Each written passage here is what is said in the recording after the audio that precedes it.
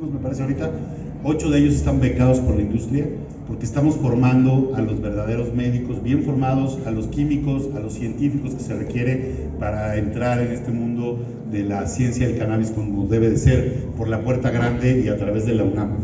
Yo quiero contestar esas dos preguntas porque creo que son importantes. Preguntaba, ¿tú eres doctor, Elden? No. Bueno, pero si un médico quiere recetar cannabis, lo único que tiene que hacer es sacar su recetario de estupefacientes, que es el mismo recetario que se utiliza para otros estupefacientes. Lo que decía la doctora Hoyo es correcto, no hay un recetario especial de cannabinoides, es el mismo recetario que para morfina u otros estupefacientes. Lo tiene que sacar, se saca ese registro en Cofepris, entonces tú ya lo puedes hacer. Y la única manera legal en la que estamos prescribiendo cannabinoides hoy por hoy es a través de fórmulas magistrales. Y contestando a la pregunta del señor, que es muy importante, en el reglamento en México, como quedó el reglamento de cannabis medicinal, quedó que no hay la posibilidad de hacer medicamentos herbolarios de cannabis únicamente, remedios herbolarios, únicamente medicamento herbolario. Esto quiere decir que no podemos vender una bolsita, como vamos al súper a veces y están los tés de hierbas, ¿verdad? Voy por un té para alcohólico, entonces ahí está el tecito dice hierba Xochitl, y es un montón de hierbas, no dice ni cuál, no me dice cabello de ángel y no sé qué, y no sé qué, no sé qué, no tiene ningún principio activo ni nada. Eso en México se puede vender así, esa es la categoría de remedio herbolario. La cannabis, me disculparán, yo sé que muchos están aquí muy de acuerdo con todo lo que pasa en la cannabis, yo también, soy un activista canábico, he sido usuario, soy médico que usa la cannabis, pero hoy les vengo a hablar de los riesgos, porque también tiene riesgos este tema y también hay cosas que se deben de hacer. Y poner un medicamento que potencialmente tiene la capacidad de alterar mi estado de conciencia en un remedio herbolario que no tengo ni siquiera el nombre científico de la planta, ni la concentración del producto activo, ni nada, nosotros nos opusimos como Asociación Mexicana de Medicina Cannabinoide y exigimos que ese reglamento llegara a tener el grado farmacéutico. Yo sé que muchos me odian, porque dicen, doctor, entonces por eso no podemos vender nuestras tinturas artesanales. A ver, yo voy a utilizar alguna cosa que dice mi maestra, la doctora Raquel Peiraube, que dice, caray, a ver, yo tengo cáncer, ¿no? Y tengo que tener vincristina, que es un medicamento que se utiliza para la quimioterapia. Viene de una planta que se llama vinca, ¿no? Pero nadie tiene una planta de vinca en su patio de atrás y está sacando la vincristina para tratarse la leucemia, ¿verdad? Lo mismo es con la cannabis. Si la vamos a usar en pacientes que están enfermos, que tienen riesgo, que tienen polifarmacia, no puede ser cualquier cannabis, tiene que tener grado farmacéutico, porque lo voy a poner en un sistema orgánico, ¿verdad? Que tiene que tener el mismo grado de cuidado que hacemos con la aspirina. ¿Tú te vas a tomar una aspirina que yo haga en mi patio trasero? Cuando te duele la cabeza. Tengo todo, ahí está, o sea, súper bien lo hago. Una aspirina bien chida, me sale con la rayita en medio y todo. Van a creer que es tacha, pero no, es aspirina. Pero no te la vas a tomar, porque mejor vas a la farmacia y compras una que dice aspirina y ya, listo. La cannabis tenemos que tratarla médicamente igual, y esa es una cosa muy importante. Sin embargo, hoy vamos a hablar de otra cosa, de cosas un poquito a lo mejor más agradables y más coloquiales, aunque no tan agradables, porque vamos a hablar de riesgos y de efectos adversos del consumo de la planta, que también los tiene. Lo mencionaba la doctora Hoyo ahorita al final, lo mencionó muy brevemente, y nosotros en la asociación tenemos acompañando este evento de ExpoWIT desde su gestación, desde el primer ExpoWIT México. Aquí estuvimos, dimos consulta en algún momento, consulta canábica en alguna feria de estas, se imaginarán el ruido y el relajo que era, pero hemos acompañado al movimiento en todos sus momentos. Y el día de hoy estamos un poquito preocupados de lo que está pasando, porque vemos lo que está pasando en otras latitudes. Y me refiero a países en los que ya hay un poquito más de carrera sobre la regulación del uso adulto o la liberación del uso adulto, especialmente Canadá, Estados Unidos. Y una de las cosas que creo que hemos siempre querido abogar es para que en México se use responsablemente esta planta. Y parte de eso, la parte más importante del uso responsable de la planta, es la educación, es compartir la información. Y cuando educamos y hablamos de la planta, tenemos que decir lo que puede salir mal, no solamente lo que sale muy bien, y los que se curaron de cáncer, y a los que le quitó la fibromialgia, y los que ahora duermen mejor, que son millones, que bueno, pero también hay casos donde las cosas salen mal, donde hay chicos que terminan en urgencias por un ataque de pánico, ¿no? Donde un niño se puede intoxicar con un edible, con una gomita del papá, y terminar en urgencias. Esto está sucediendo ya en México, ya hay casos así, Y también es nuestra responsabilidad, si queremos que esta regulación sea exitosa y los panistas y todos los que se dan golpes de pecho en este país digan, no, ya ven, les dijimos, el apocalipsis zombie Pacheco, ven nada más, todos los chavos intoxicados. No, tenemos que educar. Y una de las cosas que ha caracterizado en otras latitudes, en el caso de Canadá, ahorita vamos a ver unas diapositivas, les voy a presentar algo de información, precisamente es una campaña de educación muy fuerte y una protección al consumidor y al menor, que es el que tiene mayor riesgo, porque los cannabinoides son muy buenos en terapia, tienen grandes usos, pero cuando utilizamos sobre todo THC a altas dosis y en cerebros en desarrollo, sí podemos interferir con ese desarrollo en forma muy importante. Resulta que en el sistema endocannabinoide, ¿no?, en las neuronas en desarrollo, si les estimulamos el receptor CB1, que es con el que todos tienen el efecto euforizante y estimulante de la cannabis, resulta que bloqueamos su migración. Esas neuronas ya no van de la parte de abajo del cerebro a la parte de arriba y ya no se conectan y ya no se convierten en neuronas adultas y ya no se diferencian. Si iban a ser una neurona que iba a liberar glutamato, pues ya se queda a la mitad de su desarrollo neurológico, y entonces esos niños o esos jóvenes cuyo cerebro no se ha desarrollado, porque el cerebro humano, por ahí hasta los 25 años, dicen algunos investigadores, dejémoslo en 23, hasta los 23 años sigue generando conexiones y se sigue desarrollando. Entonces, una de las cosas importantes, me voy a saltar todo esto, mi trayectoria es irrelevante para todo esto, también eso, lo importante es esto, ¿sí? Hay una serie de riesgos en el uso adulto del cannabis y la única manera que los vamos a prevenir es que hablemos de ellos y los pongamos así sobre la mesa y le digamos a los chavos que quieren probar, mira, aquí está, chavo, así le tienes que hacer, no le hagas así, hazle por acá, y que además lo hagamos abiertamente, o sea, ¿por qué no vamos a hablar de la cannabis con nuestros hijos como hablamos con una cerveza? Ya se normalizó en muchas familias, hay chavos tomando chela con los papás a los 14, 15, ¿no? Bueno, yo tampoco estoy de acuerdo, ni creo que sea bien que los chavos a los 18 años, de los 18 empiecen a beber. También el mismo alcohol es mucho más dañino que la cannabis. Pero de la misma manera en que hablan con sus hijos de otras sustancias, tienen que ser capaces de hablar de cannabis y decirle, a ver, la realidad de la cannabis es esta, ¿no? Y entonces, ¿qué sabemos o qué? ¿De dónde viene toda esta información de los riesgos del cannabis? Obviamente los psiquiatras, mis colegas, que por ahí ya llegó la doctora Carmen Amezcua, que le mando un beso, al rato le toca una plática bien interesante a ella. Pero si vemos en el manual de DSM-5, de que es en donde todos los psiquiatras dicen acerca de sus enfermedades y se ponen de acuerdo con una serie de criterios, decir, a ver, quien tenga estos criterios, entonces tiene depresión. Bueno, quien tiene esos criterios, que están ahí en la diapositiva, está intoxicado por cannabis. Quiere decir, se acaba de fumar un churro o se comió un edible o algo por ahí, que es cambios conductuales psicológicos problemáticos o clínicamente significativos.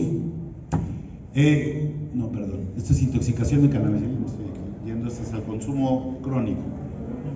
Y ahí no se ve bien el video, pero bueno. Esos son los síntomas o los signos de una intoxicación aguda por cannabis. La inyección conjuntival, los ojos rojos, ¿verdad? El aumento del apetito, la sequedad de la boca, la taquicardia y obviamente la alteración del estado de conciencia, cambios que pueden ser ya sea en la percepción del tiempo, es muy frecuente que piense que pasaron 2 horas y en realidad son 10 minutos de que se terminaron de fumar el churro, ¿verdad? La paranoia, muchos, y esto es algo que se experimenta poquito, y a lo mejor cuando eres neófito puede ser mucho, ¿verdad? Y muchos chavos, y esto es un efecto del THC, fumamos y pum, vale, me puse bien paranoico, creo que todo el mundo ya se dio cuenta que estoy bien marihuana. Sí. Y mis ojos rojos, o sea, es lo que más rojo se ve en el cuarto, mi mamá se va a dar cuenta, ¿verdad? Bueno, eso también es un efecto adverso de la cannabis, y los psiquiatras al definir la intoxicación por cannabis nos dicen, bueno, estos síntomas no se explican por otra razón más que por el consumo de algún derivado de cannabis, ¿ok? Obviamente este es uno de los riesgos más importantes, ¿verdad? ¿Qué pasa cuando consumimos alcohol y manejamos?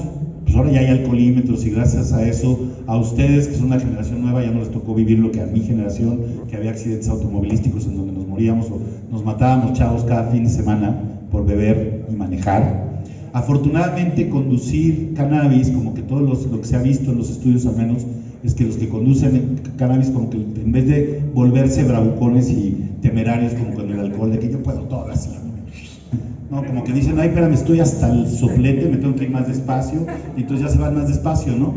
y entonces no hay tantos accidentes asociados. Sin embargo, esto es algo que sí impacta, y el consumo agudo, la intoxicación aguda por cannabis, fíjense, diferente del consumo a largo plazo, pero cuando estoy intoxicado, sí se ha visto que hay consecuencias que impactan a la sociedad y que impactan el medio ambiente del usuario. Una de ellas, obviamente, la más lógica, son los vehículos automotores, pero también impactan la conducta familiar. Ahora que estaba el tema de la pandemia y que había muchos chavos con muchos problemas de depresión, y que eso es otra plática para tener otro día, los impactos psicológicos de la pandemia, que es la verdadera pandemia a la que nos estamos enfrentando, pero bueno, hubo mucho aumento, y en muchos lugares, por ejemplo en Canadá, que es en donde tengo información o estadística, pues aumentó el consumo, y algunos de esos chavos, ¿no?, en consumo, pues sí tienen más chance de tener una conducta suicida o depresiva si ya tenían antecedentes. También se notó que estando intoxicados, y yo estoy intoxicado con cannabis, y es algo que hago frecuentemente, yo digo que es para calmarme, pero a lo mejor estoy un poquito más psicótico y más agresivo, y a lo mejor la gente de alrededor sí lo nota, y luego la pareja dijo, oye, ¿sabes qué? Pues yo creo que esa cannabis que te fumas, pues en vez de alivianarte, como que te pone más agresivo, y eso también puede ser, y es de hecho, un efecto adverso asociado con el cannabis. También, y eso es una cosa muy importante en nuestro país, pues no queremos que el consumo de cannabis se asocie, como se asocia el de alcohol, con violencia intrafamiliar, con maltrato infantil, con violencia hacia la mujer, con todo ese tipo de cosas que están bien metidas en nuestra cultura. Afortunadamente, aparentemente la cannabis, en el gran mayoría de las personas, tiene este efecto calmante, pero como vamos a ver, una de las cosas que pueden llevar a que alguien tenga este tipo de reacciones son concentraciones muy altas de THC, empezando muy temprano a consumir y hacerlo con mucha frecuencia.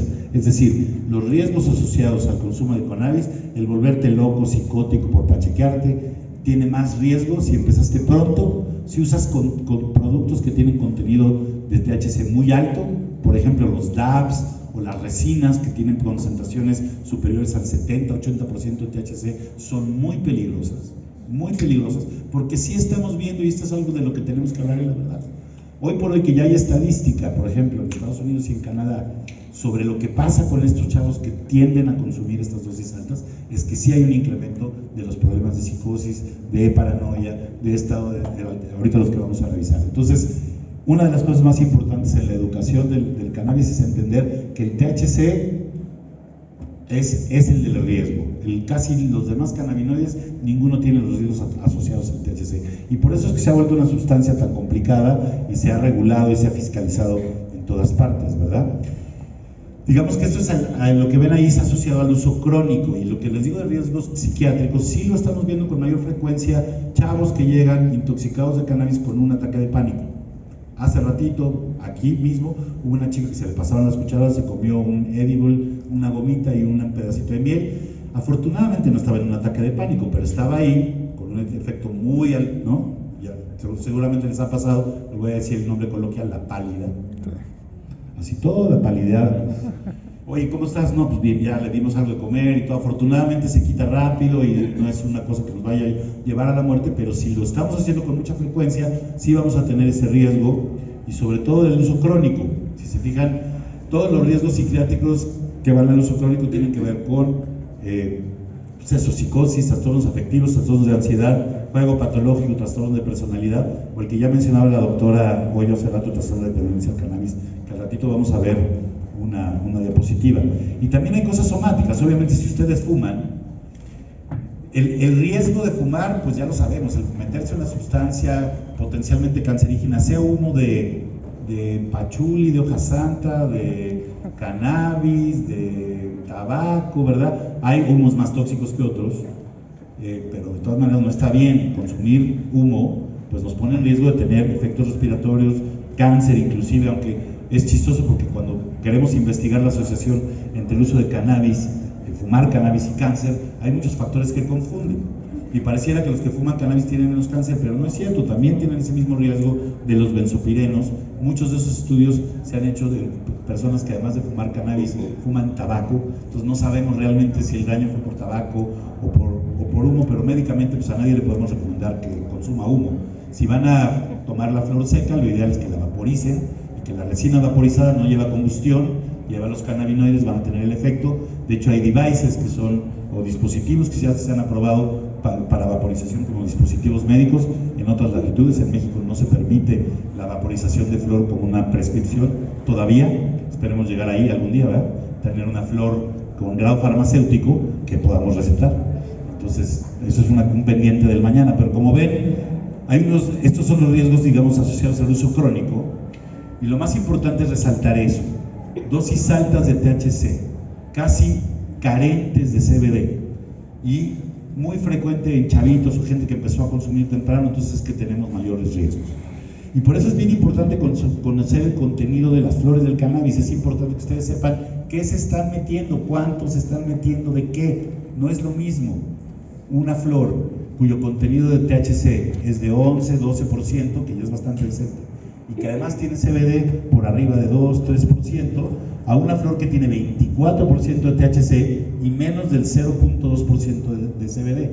Acuérdense que el THC y el CBD son, vamos a ponerlo como el yin y el yang, ¿verdad? El THC estimula el receptor CB1, tiene este efecto psicodisléptico, estimulante, euforizante, intoxicante, como le quieran llamar, y el CBD en ese mismo receptor va y se pega en otra parte y lo modifica, y entonces hace que el THC ya no sea tan afín a ese receptor. Es decir, el CBD nos puede bajar el high o modular ese high. Por eso los productos o las flores que se han buscado cultivar en el mercado ilegal, pues siempre se está buscando la mayor contenido de THC, porque es el que pone, no es el que pega el efecto. Entonces, que tenga lo máximo de THC. Bueno, eso puede a lo mejor comercialmente tener una ventaja, pero médicamente y al usuario lo pone en riesgo. Y esas flores son los que están fumando los chavos hoy. Es decir, a lo mejor mi primer churro que me lo fumé en la Facultad de Medicina hace ya varios años, ¿verdad? Ese a lo mejor tenía 6%, 7% de THC, si bien nos va. Les aseguro que lo que hoy fuman en las islas de Ciudad Universitaria es más del 16% de THC y no tiene CBD. Y se los digo además porque tenemos un aparatito, ahí está a sus órdenes en el stand de la asociación, se llama GEMACERT, que es un analizador infrarrojo, y nos dice en 5 minutos el contenido de cannabinoides de la flor. Y justo lo usamos como una estrategia de educación aquí a ustedes, al usuario. Yo quiero que tú sepas el contenido de la flor que fumas. ¿Por qué? Porque a lo mejor te has dado cuenta, y esto es una invitación a todos aquellos que son usuarios que están oyendo esta plática, a que seamos muy autorreflexivos y que realmente veamos si realmente ese churro tan alto de THC que wow, huele muy bien y lo que tú quieras, me pone realmente relajado, o cómo es el efecto que tengo, cómo me siento yo, ¿sí? Porque el THC es euforizante y por lo general no relaja, pone para arriba. Y quien ya tiene la mecha corta por razón genética o por la razón que sea, ya tiene la mecha corta y va a explotar, pues le echa más combustible y explota. Y entonces no es poco frecuente que usuarios de cannabis, además es muy difícil que lo aceptemos como usuarios de cannabis de largo tiempo. No, a mí me cae de poca madre, yo siempre me relajo, quedo muy bien. Pero realmente preguntémonos, y si tienen amigos o gente que tiene un consumo muy de mucho tiempo y de muchas altas dosis de THC, realmente véanlo y analicen y vean cómo es en su conducta. ¿Realmente se porta bien? ¿O tiene algunos datos medio psicóticos, medio echa gritos y es medio, ¿no? O sea, porque realmente tenemos que ser bien honestos en esto y decir, oye, no, pues ¿sabes qué? Híjole, yo siempre empecé antes de los 16 años y no, ¿sabes qué? Sí llevo un montón de tiempo consumiendo y ya vi que tengo todos estos riesgos. Entonces, ¿qué pasa? Que tengo que parar. Y paro un ratito y el sistema endocannabinoide es tan plástico y tan maravilloso que se regenera. Y después de un rato de no consumir, de una down regulation, un washout, como dicen mis colegas psiquiatras adictólogos, lavamos los receptores y otra vez vas a tener un efecto placentero y agradable. Pero sí hay que tener conciencia de estos riesgos, por favor. Nos podemos seguir haciendo güeyes y decir, no, la cannabis no pasa nada, es bien inocua. Y saben que cada vez más hay investigaciones que van saliendo con los riesgos que tienen. Aquí hay algunos, por ejemplo, efectos inmediatos que todo el mundo, los que hemos sido usuarios o somos usuarios, sí me siento relajado o medio somnoliento, a lo mejor no coordino bien, estoy desinhibido, puedo hablar de cosas que a lo mejor no podía hablar y ahorita sí puedo hablar de ellas.